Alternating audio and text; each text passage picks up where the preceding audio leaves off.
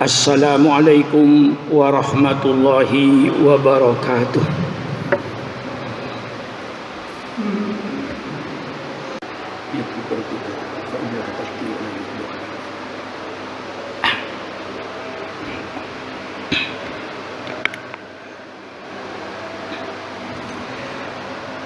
Alhamdulillahil qail fi kitabihil karim.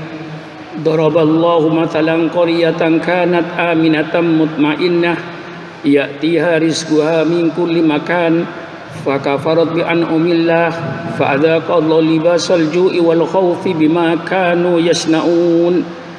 Asyhadu an la ilaha illallah wahdahu la syarika lah, lahul mulku wa lahul hamdu yuhyi wa yumiitu wa huwa ala kulli syai'in qadir. Wa asyhadu anna sayyidana Muhammadan abduhu wa rasuluh al-qaili fi hadithil karim innama bu'ithu liutammima makarimal akhlaq. Allahumma sholli wa sallim ala hadan nabiyil karim sayyidina wa habibina wa syafi'ina wa maulana Muhammad wa ala alihi wa ashabihi wa tabi'in wa man tabi'at tabi'ina bi ihsanin ila yaumiddin. Amma ba'du fa ya ibadallah, usikum wa iyya bi nafsi bi taqwallah faqad fazal muttaqunal muflihun. Ittaqullaha haqqa tuqatih wa la tamutunna illa wa antum muslimun. Ma'asyiral muslimin rahimakumullah.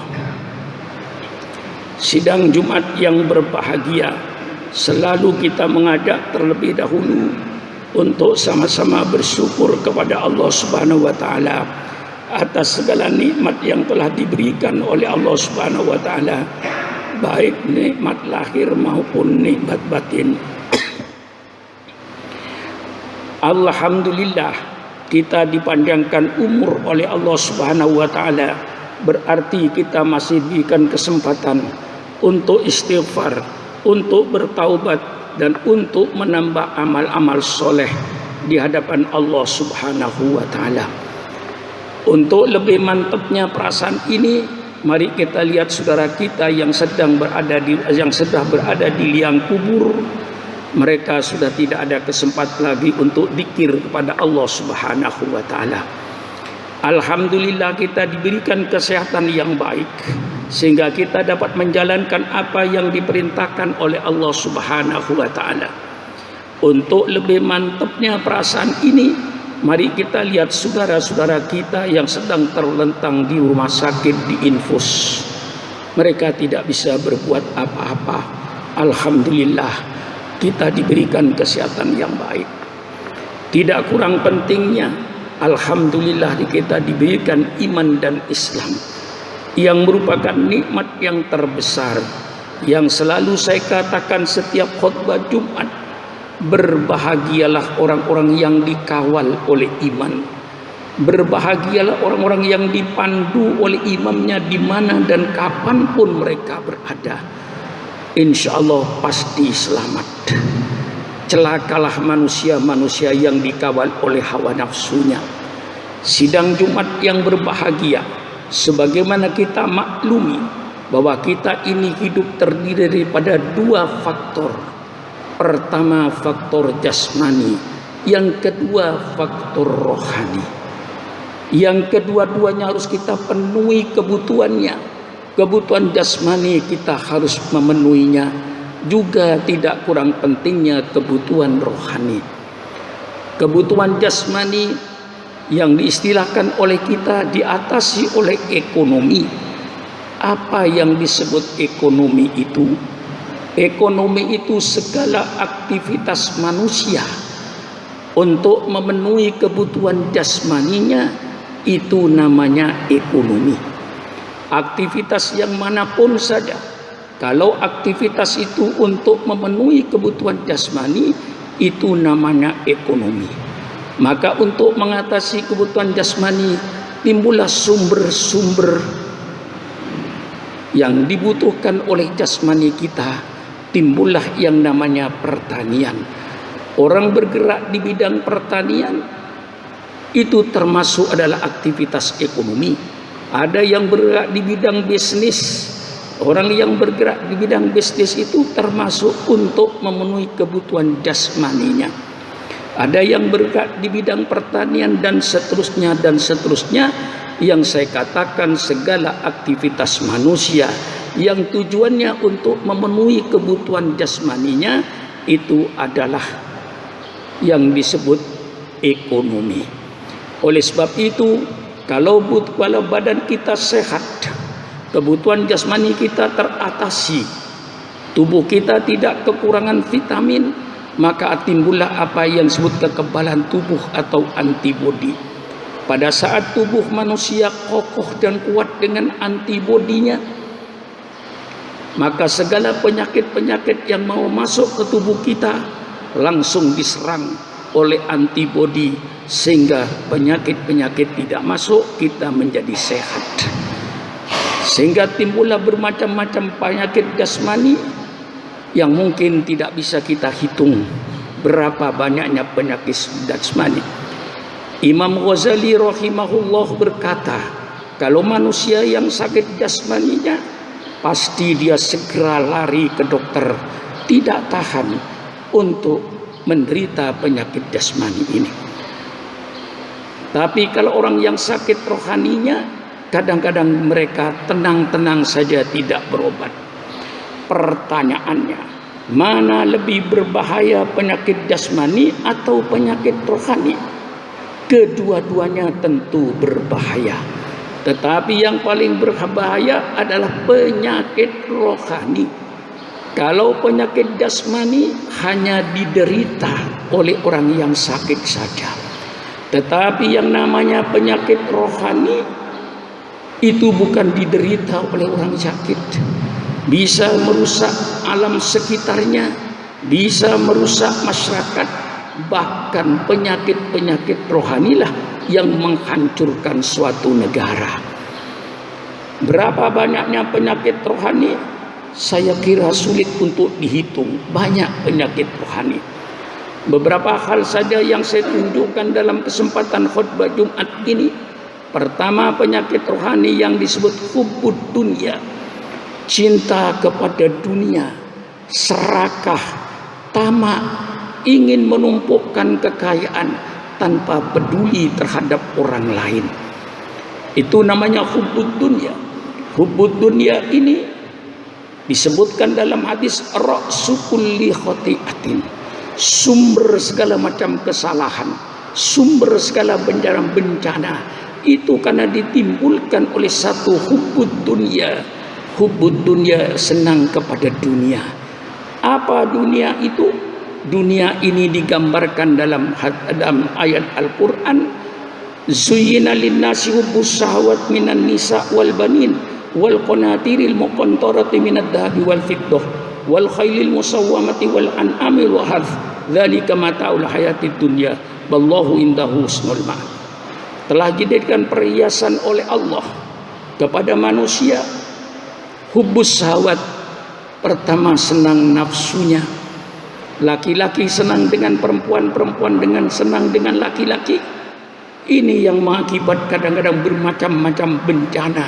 Timbul perselingkuhan, timbul perzinaan dan macam-macamnya. Cinta kepada harta, hubbus syahwat minan nisa'i wal banin, serang kepada anak. Kadang-kadang kita senang anak salah caranya. Senang anak hanya mengikuti kemauan anak. Anak minta duit, kasih duit. Anak minta motor, kasih motor. Apa kemauan anak? Sehingga sekarang banyak orang tua yang diatur oleh anaknya. Yang diatur orang tua yang diatur oleh anaknya. Bukan anak yang diatur oleh orang tua. Ini zaman akhir. Sekarang kadang-kadang orang tua takut sama anak. Bukan anak yang takut sama tua. Bagaimana tidak hancurnya rumah tangga dikala rumah tangga diatur oleh anak-anak, mengikuti kemauan anak-anak, bukan orang tua yang mengatur anak.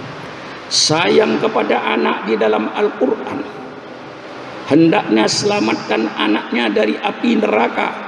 Ku anfusakum wa ahlikum naro, jagalah dirimu dan jagalah keluargamu dari api neraka. Sayang anak, selamatkan anakmu dari api neraka.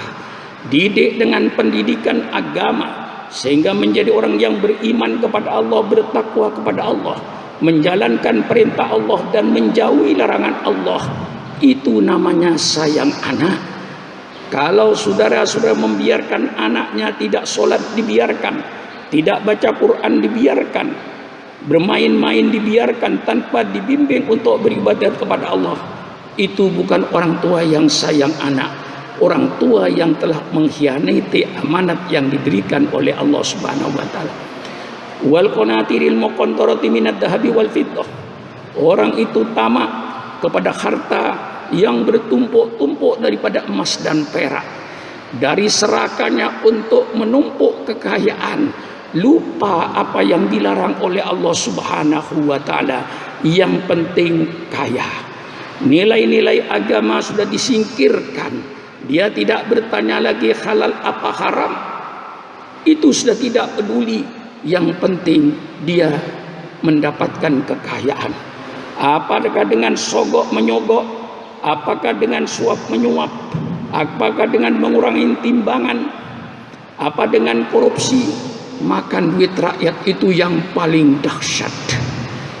Kalau kita pakai akal sehat, setelah kita itu membentuk Negara Kesatuan Republik Indonesia dengan istilah NKRI, Negara Kesatuan Republik Indonesia yang demokrasi, kita pilih pemimpin-pemimpin kita dengan biaya yang miliarkan, bahkan triliunan biaya untuk memilih pemimpin. Setelah pemimpin itu kita pilih, apa yang terjadi? Kita gaji pemimpin itu dengan gaji yang cukup. Ada yang gajinya 60 juta, 100 juta satu bulan. Subhanallah, subhanallah. Sudah dipilih dengan biaya yang mahal. Begitu duduk menjadi pemimpin, kita gaji dengan gaji yang begitu tinggi. Subhanallah, subhanallah, subhanallah. Kok masih tega? Kok masih sampai hati ngerampok duit rakyatnya? Apalagi yang dirampok duitnya fakir miskin seperti bantuan sosial itu. Subhanallah, naudzubillah. Ini karena mental, karena sakit rohaninya, sakit rohani hubud dunia tadi itu. Karena hubud dunianya itulah bukan hanya merusak dirinya, merusak bangsa dan merusak negara. Orang senang pula kepada kendaraan-kendaraan yang bagus-bagus tanpa memperhatikan caranya halal apa haram. Allah tidak melarang kita kaya. Inilah ajaran Islam, tidak dilarang kita kaya. Hanya saja cara mencari kekayaan itu yang diatur oleh Islam. Setelah kaya diatur oleh Islam, kaya bukan untuk dirinya sendiri. Lihat kanan kirinya, ada fakir miskin apa tidak? Lihat kanan kirinya, apa ada bangunan untuk kepentingan masyarakat seperti masjid, pondok pesantren dan lain-lainnya. Kekayaan bukan untuk dirinya sendiri, tapi untuk kepentingan masyarakat. Cinta kepada perkebunan, cinta kepada binatang ternak wal an'am. Semua orang ingin mempunyai ternak kambing 5.000 ekor, ingin mempunyai ternak sapi 5.000 ekor, dan seterusnya dan seterusnya. Ini dalam Al-Quran terperinci nafsu-nafsu manusia ini. Wal harth, dan manusia senang kepada pertanian, ingin memiliki kebun kelapa sawit 1.000 hektar, ingin memiliki kebun kopi 1.000 hektar. Ini semuanya tertulis dalam kitab suci Al-Quran tentang nafsu-nafsu manusia ini. Kalau tidak dikendalikan, maka hancurlah manusia ini. Itu diantara penyakit yang namanya hubud dunia, penyakit tamak, penyakit serakah. Penyakit ini tentu tidak memilih kepada siapa berjangkitnya. Kalau penyakit tamak dan serakah berjangkit kepada pedagang-pedagang di pasar-pasar, terjadilah penipuan, mengurangi timbangan. Kalau penyakit hubud dunia ini jatuh di kalangan pemimpin-pemimpin, apa yang terjadi? maka dia rela untuk makan duit rakyat, merampas duitnya fakir miskin. Kalau yang tamak dan serakah termasuk pada kiainya, ulamanya tamak dan serakah, apa yang akan terjadi? Imannya dipertaruhkan, agamanya diperjualbelikan. Ini yang akan terjadi. Jadi penyakit tamak dan serakah singgah kepada siapapun saja, sangat membahayakan kehidupan ini. Oleh sebab itu Rasulullah diutus oleh Allah Subhanahu wa taala, innama bu'itu liutamma makarimul akhlak. Maka Islam berbicara dalam segala kehidupan manusia. Islam berbicara dalam perdagangan supaya pelaku-pelaku ekonomi ini berakhlakul karimah. Islam berbicara di soal pertanian supaya pelaku-pelaku petani ini petani-petani berakhlakul karimah. Islam berbicara di dalam soal perniagaan, di soal industri, supaya semua pelaku-pelaku industri berakhlakul karimah. Islam berbicara di bidang politik supaya pelaku-pelaku politik berakhlakul karimah. Maka kalau kita berbicara soal revolusi mental, kita berbicara soal revolusi akhlak, itu cuma istilah saja. Kalau kita mengadakan revolusi mental atau revolusi akhlak, tidak ada jalan lain. Satu-satunya cuma agama. Agama Islam sudah menunjukkan revolusi akhlak, revolusi mental hanya dalam tempo 23 tahun. Yang masyarakat Arab dikenal dengan masyarakat jahiliyah, masyarakat yang biadab, perzinaan, pemabukan, penjudian, pembunuhan, yang kuat makan yang lemah, yang kaya makan yang miskin. Itulah keadaan pada waktu itu yang disebut zaman jahiliyah. Ternyata hanya tempo 23 tahun terjadi perubahan total di bidang akhlak, di bidang moral, sehingga bangsa yang dahulunya 23 tahun yang lalu biadab sekarang menjadi orang yang sujud kepada Allah, yang bisa membedakan ini yang halal, ini yang haram, bisa membedakan ini yang hak dan ini yang batil. Maka kalau bicara soal revolusi mental atau revolusi akhlak, tidak ada jalan lain kecuali agama yang harus ditingkatkan. Selain agama tidak mungkin mengadakan revolusi mental. Dan ini telah dibuktikan oleh junjungan kita Nabi besar Muhammad sallallahu alaihi wasallam. Oleh sebab itu Islam berbicara dalam segala bidang kehidupan dalam rangka untuk membentuk akhlakul karimah, akhlak yang mulia. Kalau Islam bicara soal politik, supaya pelaku-pelaku politik itu berakhlakul karimah. Kepentingan rakyatnya didahulukan daripada kepentingan pribadinya. Kalau Islam bicara soal ekonomi, soal perdagangan, supaya mereka yang berdagang baik di toko-toko, di pasar-pasar, mempergunakan akhlakul karimah sebagaimana dicontohkan oleh junjungan kita Nabi besar Muhammad SAW. Islam berbicara soal buruh, soal industri, supaya majikan dengan buruhnya, buruh dengan majikan, kedua-duanya sama-sama berakhlakul karimah. Yang kaya berkata, alhamdulillah masih ada fakir miskin yang bekerja di pabrik saya. Saya harus memenuhi kebutuhan mereka, saya harus menyayangi mereka karena mereka bekerja sehingga pabrik saya bisa jalan. Wahai orang-orang kaya, sadarlah dirimu bahwa kekayaan yang ada pada dirimu itu hakikatnya adalah keringatnya fakir miskin. Kau mempunyai sawah katakan 50 hektar. Kalau tidak ada orang miskin yang macul di sawahmu, persilakan orang kaya pacul sendiri sawahmu 50 hektar. Insya Allah kau akan mati macul. Yang majikan mempunyai akhlakul karimah, menyayangi kepada buruhnya. Ini yang diajarkan oleh Islam. Buruhnya pun diajarkan akhlakul karimah.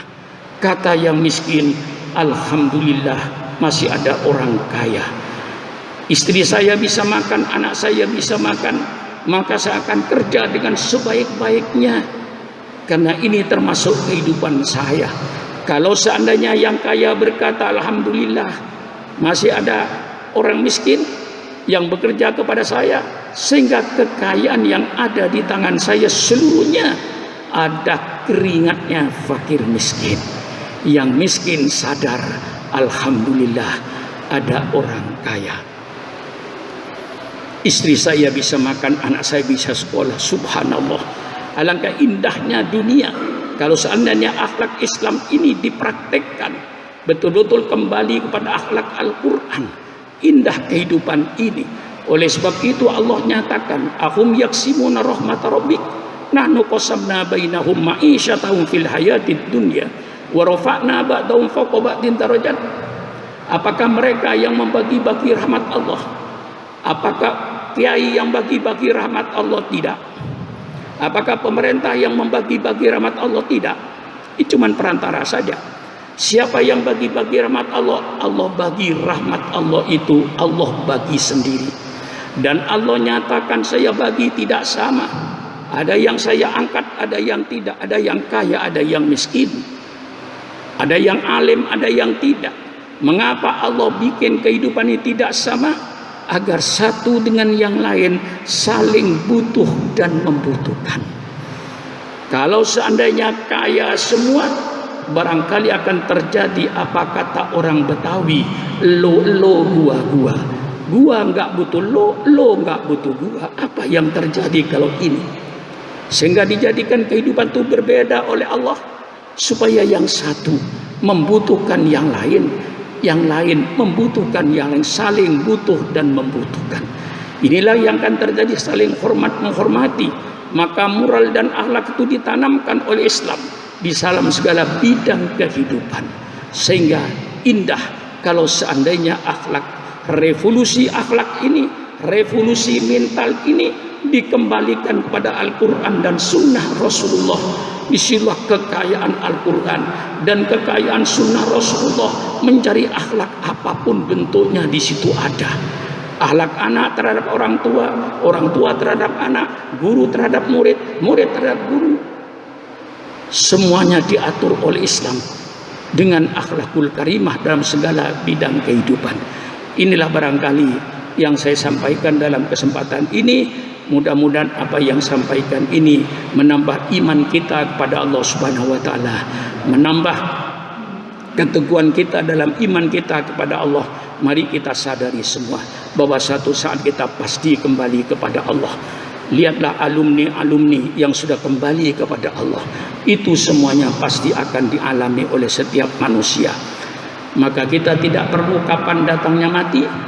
Yang penting persiapan apa untuk menghadapi mati. Kita tidak perlu bertanya kapan kita ada tamu. Tamu bisa datang sewaktu-waktu. Yang penting bukan kapan datangnya tamu, suguhan apa.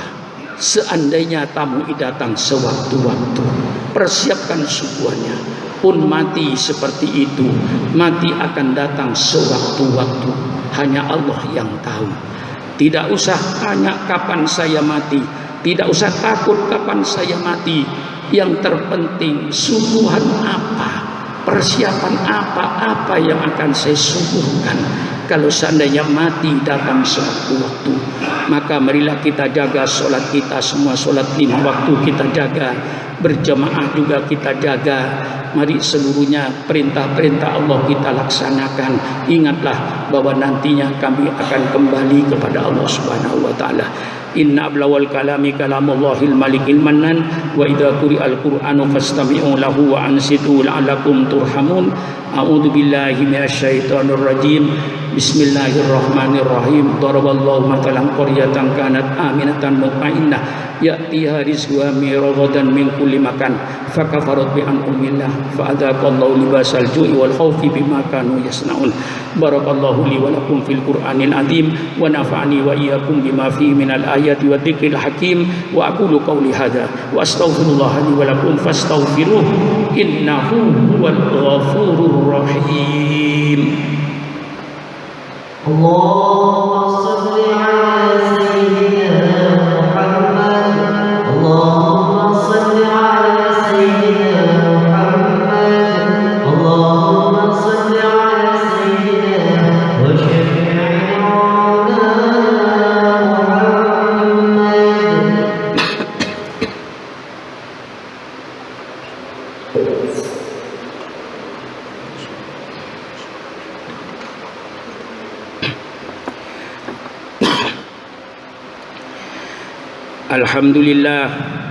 Alhamdulillahilladzi sadaqa wa'dahu wa nasara 'abdahu wa a'azza jundahu wa hazamal ahzaba wahdahu. Asyhadu an la ilaha illallah wahdahu la syarikalah. Arsala rasulahu bil huda wa dinil haqq liyudhhirahu 'ala dini kulli walau karihal musyrikun. Wa asyhadu anna sayyidana Muhammadan abduhu wa rasuluhu wa habibuhu wa khaliluhu al-mab'uts rahmatan lil alamin.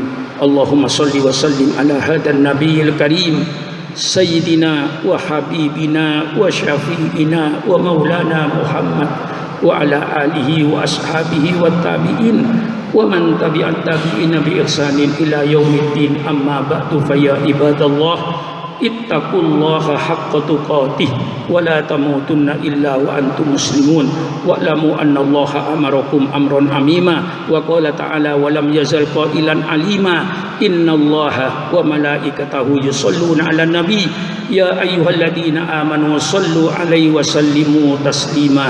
Allahumma shalli wa sallim Allahumma shalli ala sayidina Muhammad wa ala ali sayidina Muhammad kama shallaita ala sayidina Ibrahim wa ala ali sayidina Ibrahim wa barik ala sayidina Muhammad wa ala ali sayidina Muhammad kama barakta ala sayidina fil alamin innaka Hamidum Majid. Allahumma rida 'anil khulafa'ir rasyidin sayyidina Abi Bakri wa Umar wa Uthman wa Ali wa an baqiyatis sahabatis ajmain. Allahumma ighfir lil mu'minina wal mu'minat wal muslimina wal muslimat al ahya'i minhum wal amwat. Allahumma aslih ya Allah man fi salahihi salahul Islam wal muslimin. Allahumma aslih ya Allah man fi salahihi salahul Islam wal muslimin. Allahumma aslih ya Allah man fi salahihi salahul Islam wal muslimin. Allahumma ahlik ya Allah man fi halakihi salahul Islam wal muslimin. Allahumma ahlik ya Allah man fi halakihi salahul Islam wal muslimin. Allahumma ahlik ya Allah man fi halakihi salahul Islam wal muslimin. Allahumma a'izzal Islam wal muslimin. Allahumma ansur umat Sayyidina Muhammad. Allahumma ighfir umat Sayyidina Muhammad. Allahumma arham umat Sayyidina Muhammad. Allahumma hdi umat Sayyidina Muhammad. Allahumma hdil man khadala umat Sayyidina Muhammad. Ya Hayyu ya Qayyum ya Aziz Ghafar ya Arhamar Rahimin. Ya dafi'al bala idfa annal bala. Ya dafi'al bala idfa annal bala. Ya dafi'al idfa annal bala wal waba wat ta'un wa virus corona min baladina hadha khassah wa min buldanil muslimina ammah. Rabbana atina fid dunya hasanah wa fil akhirati hasanah wa qina adzabannar. Subhana rabbika rabbil izzati amma yasifun wa salamun alal mursalin walhamdulillahi rabbil alamin. Fa ya ibadallah innallaha ya'muru bil adli wal ihsan wa ita'i dzil qurba wa yanha 'anil fahsya'i wal munkari wal baghi ya'idukum la'allakum tadhakkarun wazkuru ala ni'ami yazidkum wa dzkurullaha yadhkurkum wa la dzikrullahi ajallu akbar.